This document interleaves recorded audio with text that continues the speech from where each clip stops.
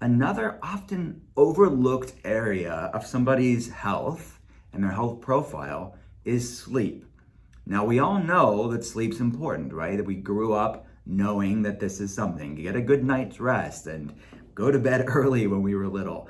And now I think about it, the punishments that I was told as a kid of, like, when you disobey to go to bed early, now I wish for those days, please. I wish I went to bed early more often growing up. But now I really respect it, looking at the science around good sleep. Because a restful, restorative night of sleep is immensely healing and therapeutic to your health. Research shows just one night of poor sleep can cause a ripple effect of damage on one's health.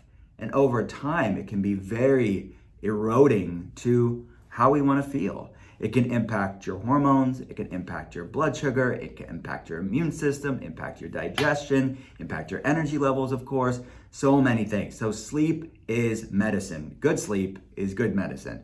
And I really want to implore you to look at your sleep hygiene, as we call it in functional medicine, because there are oftentimes things that can keep you back from a good night's sleep. So one of the things that I talk about with patients is blue light. So this screen that you're looking at me right now on, that phone, amazing. We're connecting to people around the world. We're doing amazing things in telehealth, and it really can educate people and connect people, which is all very positive. There's nothing wrong with it. But a lot of blue light, unchecked, unregulated blue light in your life can really be an underlying saboteur to your optimal sleep, because it can throw off what's called our circadian rhythm or a sleep-wake cycle. Because cortisol is supposed to be this nice S-shaped circadian rhythm throughout the day for optimal energy. And then melatonin, your sleepy time hormone, is inversely proportional. It's kind of coming up as cortisol is coming down. So you can get a restful night's sleep. But if we're always looking at blue light, sort of mimicking daylight, it's sort of stimulating that cortisol response. It's stimulating that daytime wake cycle, which can really throw off your sleep when you're looking to wind down in the evening and stay asleep throughout the night.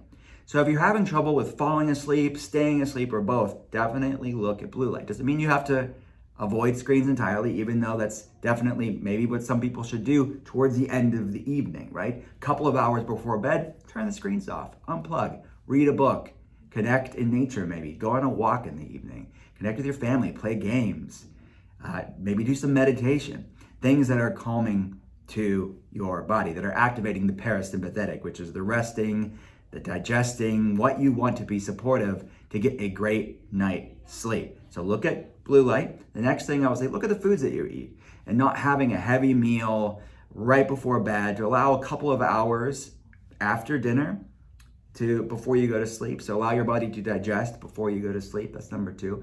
Look at caffeine intake. Some people are fast metabolizers of caffeine. Some people are slower metabolizers of caffeine. Some people should be limiting caffeinated beverages afternoon. So look at the amount of caffeine you're having in the afternoon.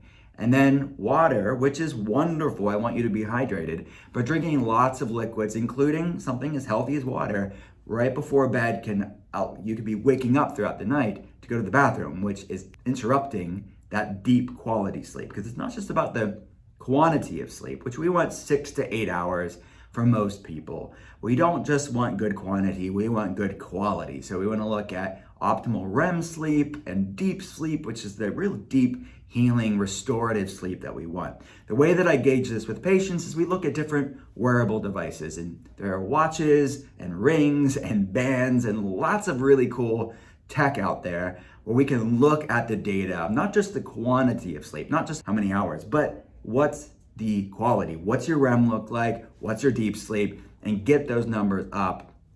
And those tips that I just mentioned are a great way to get those numbers optimized so you can feel great and have optimal energy. Another tool that I love are these supplements from Now Foods, because there's so much science around them, and I'm a super nerd when it comes to clinical nutrition science. And the Sleep Regimen 3-in-1 has L-theanine, 5-HTP, and melatonin.